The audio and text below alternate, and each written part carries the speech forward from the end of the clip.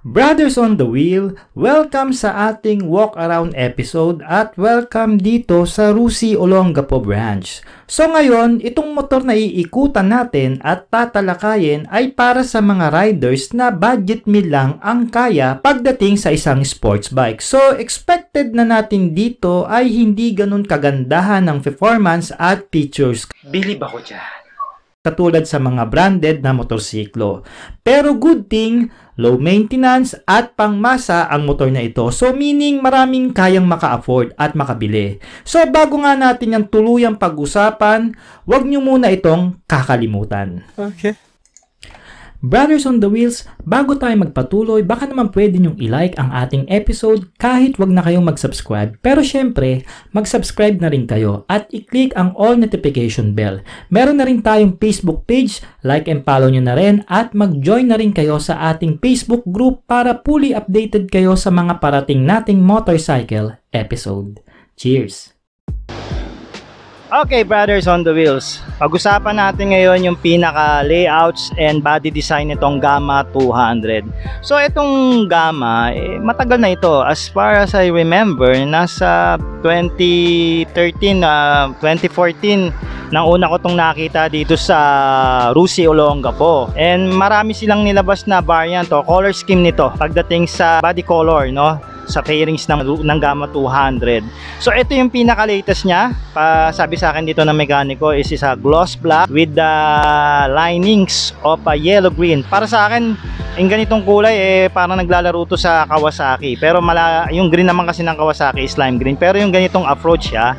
And then ito, ang body design talaga nitong Gamma 200 is pang Honda CBR 150. Correct me if I'm wrong, o 150 or 250. Doon yan maglalaro So hindi naman halos talaga lahat ginaya doon, no? May konting pagkakaiba naman, no? Pero etong motor na to inspired naman. Alam niyo naman si Rusi kasi, mga brothers, kung ano yung trending na motor dito sa Pilipinas, kung ano yung mga mabebenta, kung ano yung uso sa mga branded sa Big 4, yun yung kinukuha nila sa China. Kasi ang dahilan kasi niyan, mga brothers, simple lang. Yung kasi nakasanayan ng tao And then, dyan napapasok yung mga basher na walang originality, nang gagaya. Sabi na nga natin, nandun na tayo. Pero wala tayong magagawa kasi dahil yun lang yung kayang ma-afford ng tao diba? So, lahat naman tayo gusto ng magandang motor, gusto ng branded, gusto na matibay, diba? Pero itong Rusi naman, over the decade, may mga napatunayan na ito pagdating sa motorsiklo.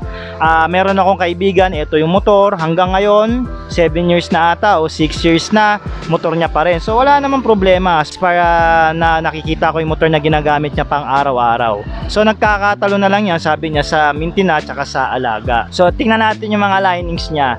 So nagustuhan ko dito kasi yung linings ng kulay at saka yung mga lines ng yellow green niya, no? Magmula dito sa mags, ayan. Pagdating dito sa baba ng upuan, dito sa side fairings niya, ang ganda rin.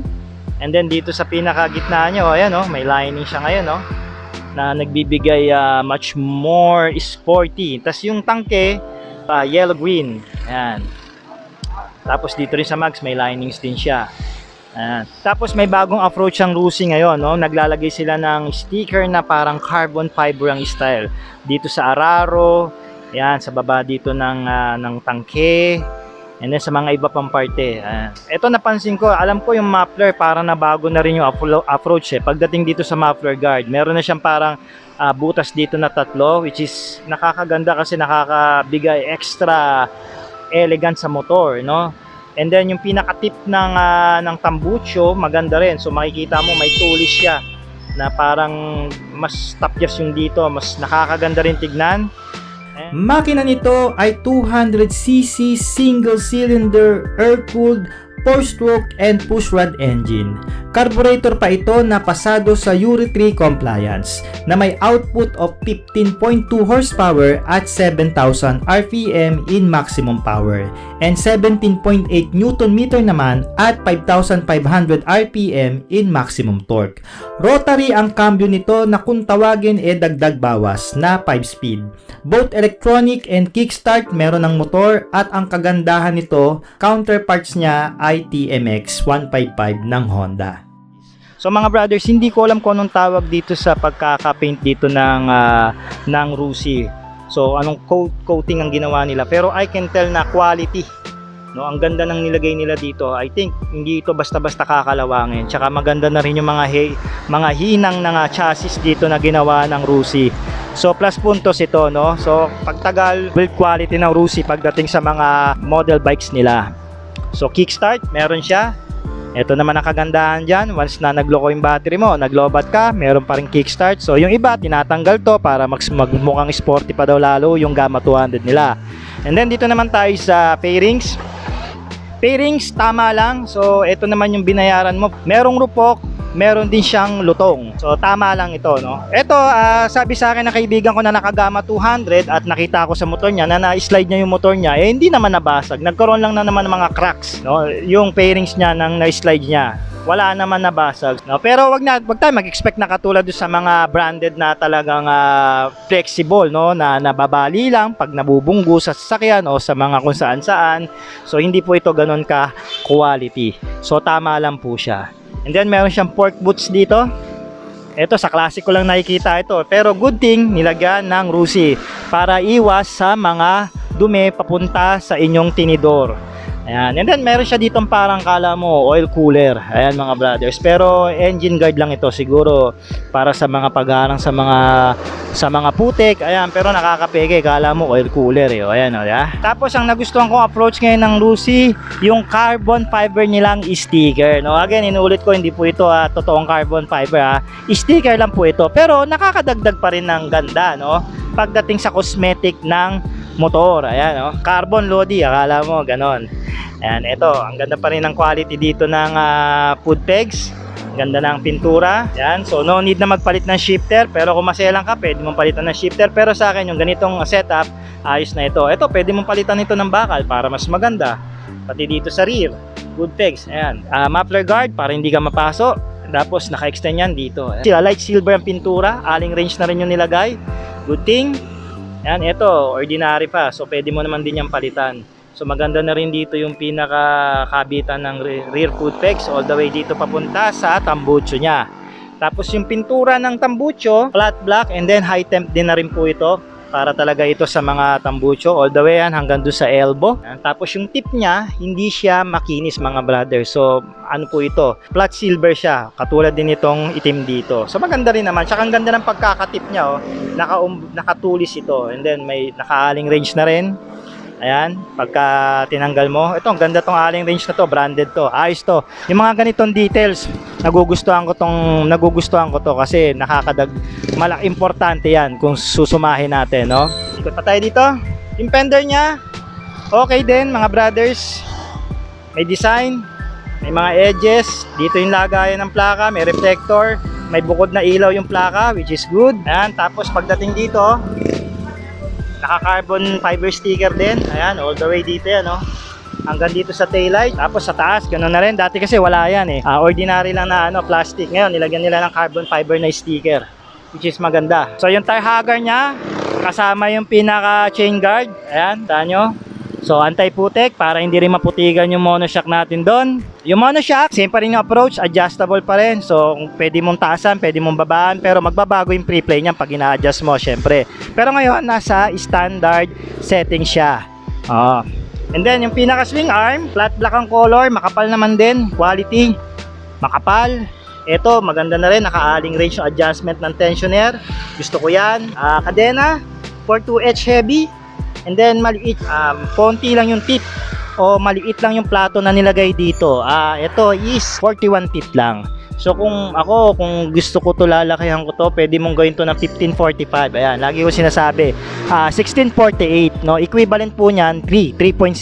So meron kang hatak, meron kang dulo. Pero depende pa rin yan sa approach o reference ng isang rider kung saan nakasanayan pagdating sa sprocket combination. Yung shifter niya, ito. So wala ka nang dapat palitan. Okay naman, maganda yung goma. Gear pattern po nito, dagdag bawas, no? Yung up, down, down, down, up, up, up. So hindi po siya kagaya ng iba na yung neutral nasa gitna ng Primera at saka si Gunda. So move over tayo dito sa upuan mga brother. So ang upuan niya is split type po ito, hindi ito diretso, no? Ito natatanggal ito, may susian to dito. Ayun, ito. Hanap ako ng hanap. Ito yung susian niya mga brothers. Ayan, natatanggal to. So, nandito po yung tools niyan. Tapos yung seat cover na nilagay dito ng Rusi, ito nagustuhan ko ito kumpara doon sa mga scooter nila, mas makapal po ito. And then ito anti-slip, hindi ka na po madudulas dito, nakapit po siya. Ayan makikita naman natin. So kung masailan ka, pwede mo pa rin palitan, pero for a while, kung bagong bili mo to, kahit wag mo munang palitan, okay naman din. Ang maganda rin yung pagkakaumbok niya, which is sumusunod dito sa pinaka linings ng motor. Ayan, may gamay sticker dito, pero sana ito palitan na nila ng katulad nitong Rusi emblem na dito, tsaka katulad din sa Royal. Ayan, palitan na nila ng Gamma, lagay na nilang nila dito ng Gamma, tapos maliit siguro na 200. Pero ito kasi kulay yellow ayaw ko nyan hindi bumabagay, nasisira yung dating na motor. Tapos may carbon fiber sticker dito na naman. Ayan, may takip yung tornilyuhan, which is good. Ito, ordinary allen range lang, pwede mo pa rin palitan. At ito, yung mga yan, pwede yung palitan ng gold bolts, yamanin bolts, it's up to you. Pero ito kasi, in time, kinakalawang yan So yung windshield niya, same pa rin naman. Matinding kulay na smoke black. Pero kita mo pa rin naman konti. Ayan. Tapos dito yung lagayan ng side mirror. Ayan, pagka once na binili mo, i-activate na nila, lalagay nila yung side mirror at saka yung battery, dito po yan. So ito, napapalitan nito, maraming aftermarket na ganitong side mirror, lalo na yung sa mga big bikes. Pwede mong palitan yan. Pero yung stock nito, maganda naman at saka standard naman, papalayo, wide angle siya. So dito sa harapan ng motor, makikita natin yung pinaka parang forma o mukha na, hulma ng mukha niya. So ito yung nabago. Dati hindi ganito ang pinaka park light ng Gamma 200. Ordinary lang. Kasi naalala ko yung pinapalitan namin ng tropa ko. Ngayon, ginawa na nilang bilog, may sarili ng housing. So nakakaganda tignan kasi kala mo para siyang mukha, angel eye, devil eye, you name it mga brothers. So ganun ang itsura niya ngayon. Then yung headlight, ordinary valve lang, pero pwede mo pa rin naman palitan ng mga LED yan. Marami naman nagliparan, Philips, Osram, and so on. Ayan, tapos meron siya ditong parang air intake. Ayan nakakatulong yan sa aerodynamics tsaka sa airlogs, lalo na pagka mabilis na yung takbo mo, nasa highway ka, ayos yan. So mga brothers, there you have it. Naikutan na natin siya. Pag-usapan pa natin yung mga ibang features niya. May mga basic features lang naman ang Gamma 200 at yan lang din naman ang makukuha natin sa halagang 59,000 pesos na motor. So wag nang masyadong demanding katulad ng mga tuyo inyong girlfriend, alright? At least, naka 200cc sports bike ka naman, di ba? Ito ay gumagamit ng 17 inches wheel mags na maganda rin ang disenyo. At isa sa mga napansin ko dito, malaki na ang tire size ng Gamma na 140 by 70 na dating 130 by 70 lang. At same pa rin sa unahan na 110 by 70 at bago na rin ang brand ng gulong na mas soft compound kumpara sa dating Yongshing tire. Disc brake, harap at likod, same pa rin naman ang approach ng Rusi dito pagdating sa diameter at design ng disc brake. Suspension, nagamit ito ng telescopic port sa harap at good thing nilagyan na rin ng Rusi ng port boots para sa extra proteksyon pagdating sa dumi. Fully adjustable ang monoshock nito sa likod na pwedeng i-adjust ng may-ari sa gusto niyang pre-play. At nagamit rin ito ng makapal na swing arm. Fuel tank capacity ng Gamma 200 is 13 liters fuel tank. Kasama na rin dyan ang reserba nito. Meron din itong konsumo sa gasolina na 34.5 kilometers per liter at top speed na 120 to 125 kilometers per hour na magdidepende pa rin yan sa bigat at riding routine ng isang rider. So nandito naman tayo sa pinaka-cockpit ng Gamma 200 mga brothers para inspeksyonin kung ano yung makikita natin dito at may offer ng motor na ito. So unahin natin yung handle grips niya. Etong handle grips na bago na ito. Dati katulad ng ito sa Classic 250. Pero parehas din naman. Tapos medium yung kamay ko. May lapad pa siya konti dito. Makikita nyo naman yan. So sa mas malapad pang kamay, sa mga large, extra large, pwede pa kasya yung kamay nyo rito. Yung M-bar, same approach pa rin. Yung mahabang bakal. Ayos to kasi na na-slide ng kaibigan ko yung Gamma 200 niya, ito talaga yung tumukod. Malaking bagay ito na bakal ang M-bar nyo mga brothers. So hindi ka nabibili, no? Pero pwede mo pa rin yung palitan kung di mo gusto yung design. Pero ayos to, solid to. Clutch, okay naman pigain kahit hindi pa na-adjust. And then by the way, ito nga pala is naka clip-on bars, no? Ibig sabihin po ng clip-on, nakakabit sa pinakatinidor ng motor. And then meron siyang rise na I think nasa 2 inches. Ayan. So hindi po siya straight na clip-on bars. Kasi kung straight yan, mas yuko ka pa. Pero ito, ang riding position nito mga brothers is aggressive na. No? Nakayuko ka na po dito since ito ay isang sports bike. And then makikita natin dito yung flasher niya. Good thing, meron siyang choke para pag malamig ang makina. High beam, low beam, left and right. And then nasa ilalim yung horn at saka yung hazard switch. So yung hazard switch, magandang bagay ito kasi hindi ka na magpapakabit, lalo na pag nag-emergency parking ka.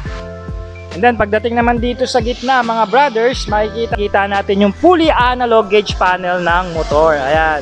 So ito, hindi pa rin ito nababago mga brothers. Pero hopefully sana pagtagal, gawin ng digital ng RUSI, di ba? Pero ito, may makikita ka ritong logo. Dapat ito, silver na talaga yan. Ayan. And then ito yung speed meter nya.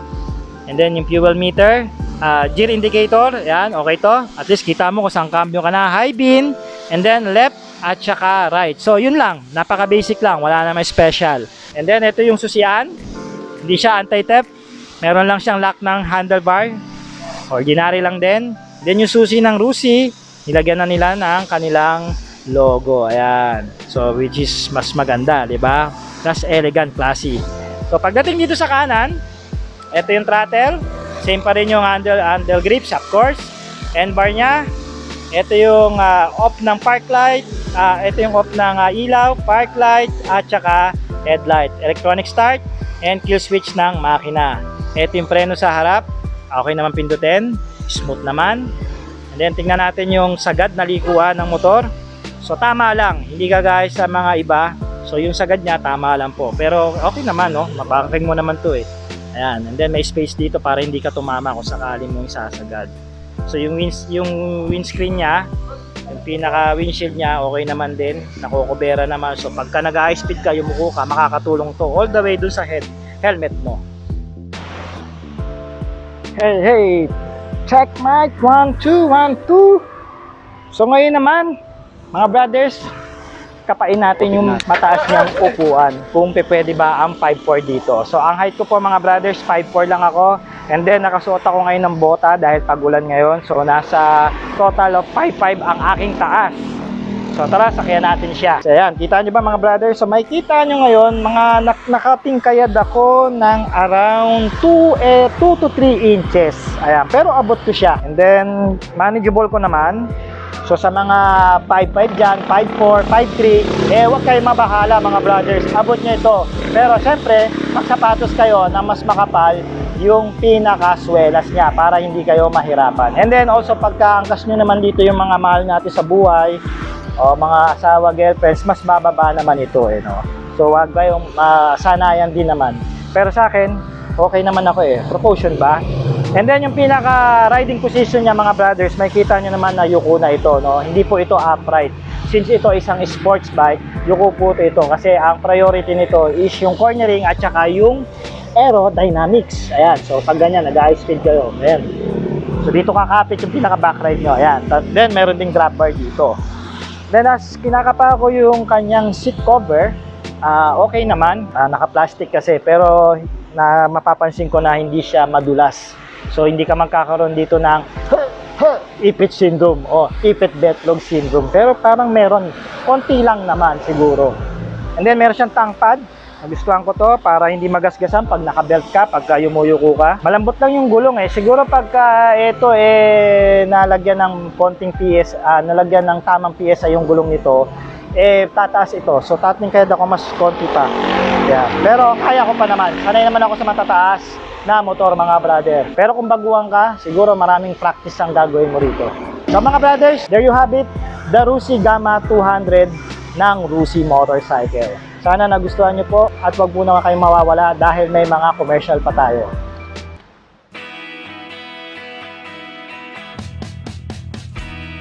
Oo nga pala mga brothers, kung naghahanap kayo dito sa internet ng mga motorcycle parts, accessories, and motorcycle gear, maaari nyong bisitahin ang mga motorcycle shop na pinupromote ko dyan sa Lazada. Make sure you have a Lazada apps and account para maka-order kayo at COD naman yan. Hanggang sa muli mga brothers, ako po si Ark ng Short Moto. Maraming salamat po sa panonood at suporta. Ride safe and cheers!